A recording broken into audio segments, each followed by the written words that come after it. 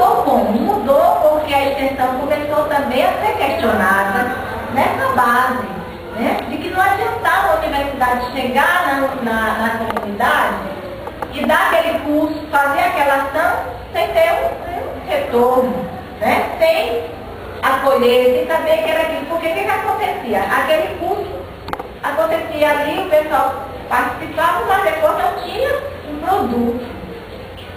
Né? Não tinha uma outra coisa que é fundamental que hoje nós passamos, a promoção de uma organização social. Ou seja, depois que o assessor saía da comunidade, enquanto ele estava lá o negócio funcionava legal, mas depois que o assessor saía, o que acontecia? A comunidade voltava a ser a mesma coisa que era antes.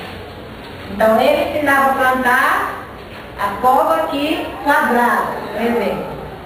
Quando ele ia embora, o agricultor continuava fazendo a cova para plantar mandioca retangular. Então, um exemplo, isso acontecia em todas as áreas. Os meninos, quando o agente de saúde estava lá, os meninos estavam tudo calçados. Quando ele ia embora, todo mundo descalço. E assim sucessivamente. Então começou a se perceber que o estado da comunidade não gerava um tipo de organização, de mudança. Então essa é a segunda coisa que a gente tem que pensar no local de extensão hoje, numa perspectiva de educação popular. Né? E é perguntar, o nosso trabalho de extensão está gerando o quê? Está gerando o que o nosso trabalho de extensão? Está gerando uma mudança comportamental? Está gerando uma mudança de pensamento? Está gerando uma organização em que a partir do momento que eu saio da comunidade, o povo pode se gerir, se autogerir, né? E se tornar multiplicador daquela ação? Sem precisar dar com assessor de bengala? Essa é a segunda questão que a gente tem que pensar, né? Porque senão a nossa ação vai ser uma ação meramente técnica, informativa, assistencialista, mas nunca uma ação transformadora.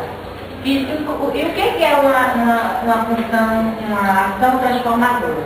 É aquela que gera mudança. Ela pode não gerar mudança de material de imediato, né? Mas ela gera mudança de pensamento. Ela gera mudança de concepção, de ponto de vista, de olhar o outro diferente. Né? E eu me lembro muito bem, assim, num dos trabalhos que eu fiz de alfabetização de jovens e adultos, já quando eu estava no doutorado, em Carauari. Carauari era um município mais ou menos já perto da divisa com Bolívia. E tinha um senhor que ele começou o processo de alfabetização. Então ele não olhava para a gente, nas primeiras meses de aula. A gente falava, ele sempre ficava embaixo, sempre muito baixo, muito cabeça baixa. E a gente falava com ele não conseguiu, o máximo que ele conseguia fazer era assim. E aí, à medida que o processo de alfabetização ia se desenvolvendo, ia acontecendo, ele ia levantando mais um pouquinho a vista. À medida que ele ia começando a aprender a ler e escrever, né, como o Paulo Freire fala, a leitura do mundo, ele ia levantando mais a cabeça. Passado um ano e meio, seu Antônio estava. Né? E o que gerou a mudança de postura no seu Antônio? Né? Foi justamente o processo de instrumentalização da alfabetização? Não. Foi a forma como nós tratamos, foi a forma como a gente viu ele enquanto sujeito, né? Então, esse é o terceiro elemento que a gente pode apreender nas práticas de extensão hoje, né? De uma extensão popular. E como ver o outro? Então, a forma como eu vejo o outro, ela é determinante. Então, eu não estou ali para ensinar, mas eu estou também para aprender, né? Então, o seu Antônio, ele começou a ser tratado como uma pessoa diferente. Por quê? Ele não era tratado como um analfabeto, ele era tratado como uma pessoa de 70 anos que tinha um conhecimento enorme, válido, sobre a região, sobre os bichos, sobre a floresta, sobre o plantio, e coisas que eu não sabia, nem as monitoras que estavam lá alfabetizando sabiam. Né?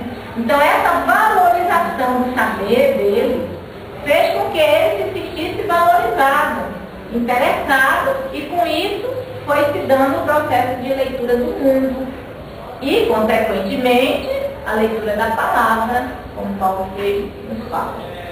Então isso fez com que ele adquirisse identidade e autonomia.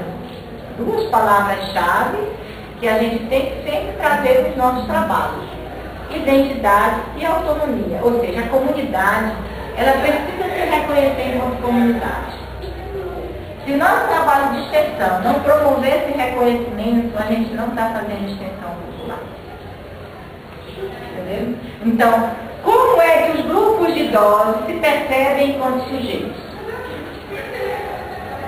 Então, isso acontece muito nos grupos de idosos, né? Porque são idosos, se acham coitados, cansados, doentes, só vivem falando da doença, reclamando. E se eles pegam alguém para escutar eles, pronto, ficam a manhã inteira, a tarde inteira falando da doença, aí passa para o filho, para a neta, para o tio, para o sobrinho, para a vizinha, falando da doença, dos tipos de remédios que tomaram, dos que morreram, dos que viveram. Se ele tiver um ouvido, né? Quem escute, é assim? Estou falando com besteira? Não. Né? Muito bem. Então, e a gente vai ficar a tarde toda escutando? Não. Não é nosso trabalho ficar. É escutar, mas não é fazer isso. É promover o quê?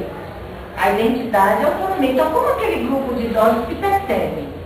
Né? Muitas vezes abandonados pelos filhos, pelas instituições sociais, né? E se acham como cansados, quando na verdade eles têm uma vitalidade. Eles têm um trabalho a desenvolver, eles têm uma força, e essa força não foi ainda reconhecida. Né? Então, nosso trabalho é isso. É dar-lhes identidade e autonomia. Certo? É o quarto, vamos dizer assim, é o quarto elemento que a gente pode fazer numa comunidade, né, como objetivo de um trabalho de extensão.